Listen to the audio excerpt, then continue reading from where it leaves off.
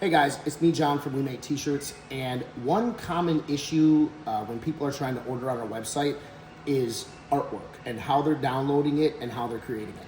I'm gonna go over 3 common programs that most people are using to create artwork. It's gonna be Canva, Photoshop, and Chat GPT.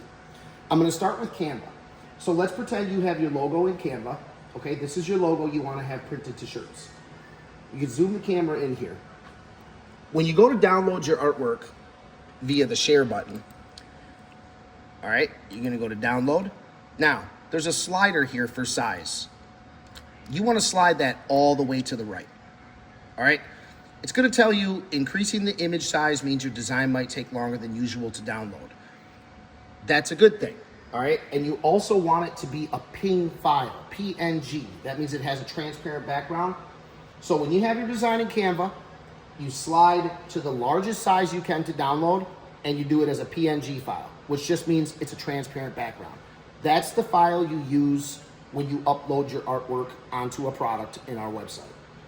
The second one I want to go over is Photoshop. So a lot of people design in Photoshop, and when they do, to create a new document, they're going to go to File, New. All right, so this is where you're going to start creating. And by default, Photoshop has a couple different options here. They'll usually give you a width, all right? And they'll usually have it in pixels. So they'll have a width, a height, and a resolution. You want to change this. You want to change your width and your height to inches. And just to be safe, regardless of how big your design is, I would go at least 10 by 10. The most important part is the resolution. You want that to be at least 300. Then you create your new document, all right?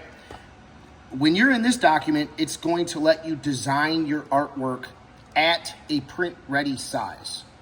Now, here's the thing. If you already have artwork, all right, and it's not designed to size, but then you figure, well, I'm just gonna take the artwork and resize it at 300 DPI. Let me show you what happens in a scenario like that. So I'm gonna take this artwork, and let's pretend my customer submitted this to me at a low resolution. I'm gonna copy it, and I'm going to try to hack and trick the system and make it at a high resolution. Here's what happens, all right? So we'll scale this out. I'm using the logo from the Inclusive Bean. They are our friends. They always come with correct artwork. There's what happens. Look at how that artwork looks, all right? The artwork has to be designed at 300 DPI. You can't design it in a lower resolution and then just try to switch it over. It doesn't work that way.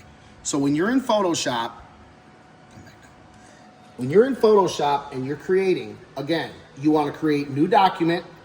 You want it to be at least 10 inches wide by 10 inches tall, inches, not pixels. And you want the resolution to be at 300 minimum, okay? That's gonna give you an optimal file. Now, when you go to save your image, let me show you on the screen here, you've got different layers. You're gonna take the background off, and you're gonna save as, you're gonna get a bunch of different options here. You wanna save it as a PNG file, PNG. And again, that's just a file with a transparent background, all right? So that's the gist for Photoshop. The last one is Chat GPT. Now, I don't have Chat GPT on this computer, but a lot of people submit us artwork from Chat GPT. So when you prompt Chat GPT to make you artwork and you finally get something that you're satisfied with, you then need to tell Chat GPT again, can you please deliver me this artwork at a high resolution with a transparent background? That is the file that you will use to submit to our website and order your shirts. That way your prints are coming out super crispy, super clean, and everybody's happy. If we print this on a shirt for you the way it is with a low resolution, you're not gonna be happy with that, okay? Additionally, when you're on our website creating shirts, a lot of people will call and they'll say, oh, I don't know if the design is in the center. don't worry about it if it's a little bit off on your screen. We are going to center it for you, all right? We understand if you want a full front, a full back, a left chest, you know, we understand that. If it's questionable and we're like, hey, this customer looks like they want things that are placed outside of an industry standard placement, we'll contact you or we'll send over an artwork approval or something. Like, we're not here to deliver you bad merch, all right? So if you guys have any questions before you order, go ahead and contact us on our website, wemaketshirts.net. But if you're using any of these programs that I just showed you, that's how you want to do it to create artwork. All right, peace.